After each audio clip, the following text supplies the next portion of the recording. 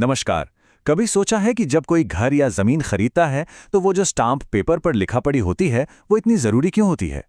असल में उसके पीछे एक पूरा कानूनी ढांचा है जो हमें और आपको बचाता है। आज हम इसी ढांचे की परतों को खोलेंगे और भारत के संपत्ति से जुड़े कानूनों को समझेंगे, वो भी बिल्कुल सरल भाषा में। अगर किसी भी तरह की कोई प्रॉपर्टी डील करने की सोच रहे हैं तो रुकिए, ये जानकारी आपके लिए बेहद जरूरी है। क्योंकि जानते हैं, एक छोटी सी कानूनी चूक भी भविष्य में एक बड़ी परेशानी खड़ी कर सकती है। तो चलिए समझते हैं उन नियमों को जो हर सौदे को सुरक्षित बनाते हैं। तो ये सारे नियम आते कहां से हैं?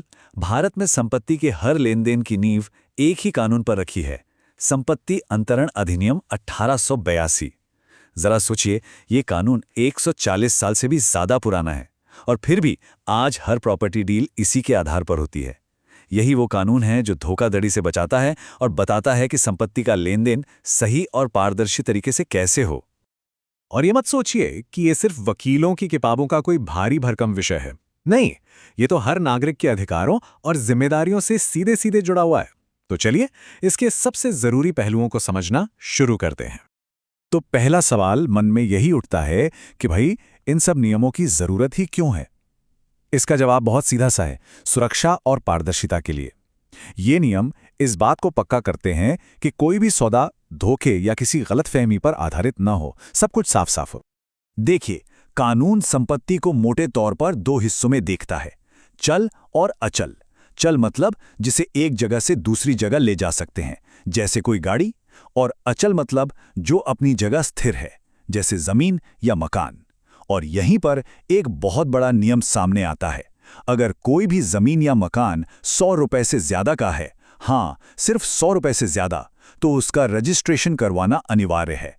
इसके बिना वो सौदा कानूनी तौर पर अधूरा माना जाएगा।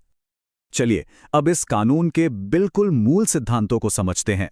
ये वो नियम हैं जो तय करते हैं कि आखिर कौन अपनी संपत्ति बेच सकता है, क्या बेचा जा सकता है और किन शर्तों पर बेचा जा सकता है। ये एक बहुत ही बुनियादी लेकिन उतना ही महत्वपूर्ण सवाल है। क्या कोई भी व्यक्ति अपनी या किसी और की संपत्ति को बेच सकता है? नहीं, कानून इस बारे में बिल्कुल साफ है।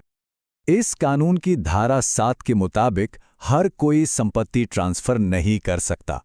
इसके लिए कुछ शर्तें हैं। पहली, उम्र 18 साल से ज्यादा हो। दूसरी, दिमागी तौर पर स्वस्थ हो। तीसरी, कानून की तरफ से कोई रोक न लगी हो। और सबसे जरूरी बात, या तो आप उस संपत्ति के मालिक हो या फिर आपके पास उसे बेचने का कानूनी अधिकार हो। प्रॉपर्टी के सौदों में कभी-कभी लोग कुछ बड़ी अजीबोगरीब शर्तें जोड़ देते हैं, लेकिन क्या हर शर्त कानूनी तौर पर मान्य होती है? आइए इस दिलचस्प पहलू को समझते हैं।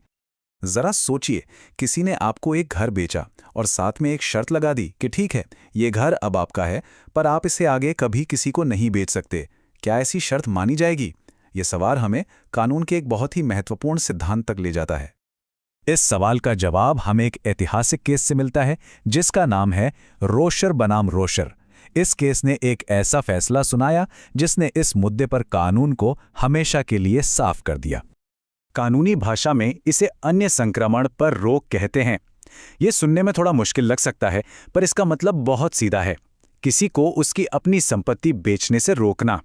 धारा 10 का मकसद ही यही है कि संपत्ति किसी एक के हाथ में बंधक बनकर ना रह जाए। कानून ये कहता है कि अगर आप किसी चीज के मालिक हैं तो आपको उसे अपनी मर्जी से बेचने का भी पूरा अधिकार होना चाहिए। तो कानून का फैसला क्या है? बिल्कुल साफ। ऐसी कोई भी शर्त जो आपको अपनी संपत्ति बेचने से पूरी तरह रोकती है वो शून्य है, मतलब अवैध है, उसकी कोई कानूनी कीमत नहीं है। अगर आपके एग्रीमेंट में ऐसी कोई शर्त लिखी भी हो तो भी कानून उसे नहीं मानेगा। असली मालिक आप हैं तो फैसला भी आपका ही होगा। अच्छा, अब एक और जरूरी बात समझते हैं। जब किसी को कोई संपत्ति मिलती है तो उसमें उसका जो हित या अधिकार होता है वो दो तरह का हो सकता है।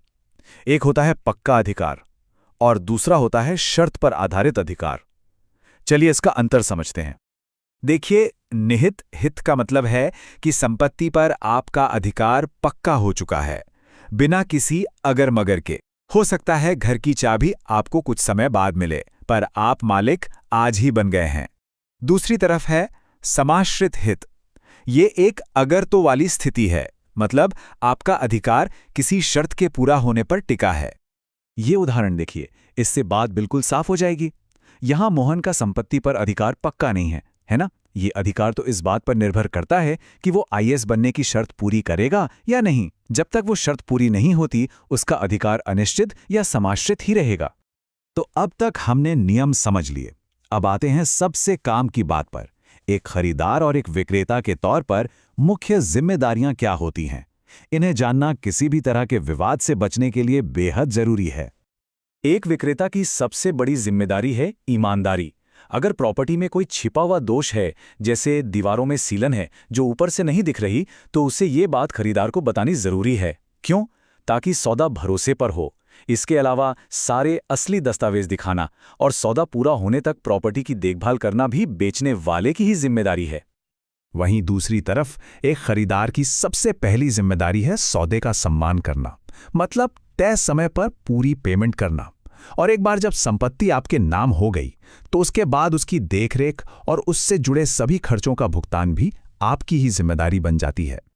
तो इस पूरी बातचीत का सबसे महत्वपूर्ण सबक क्या है? यही कि जानकारी ही सबसे बड़ी ताकत है। संपत्ति का सौदा सिर्फ पैसे का लेन देन नहीं है, बल्कि ये अधिकारों और जिम्मेदारियों का हस्तांतरण है। इसलिए अपने अधिकारों को जानें, अपनी जिम्मेदारियों को समझें और हर कदम पूरी जानकारी के साथ उठाएं। एक सुरक्षित सौदे की असली कुंजी यही है।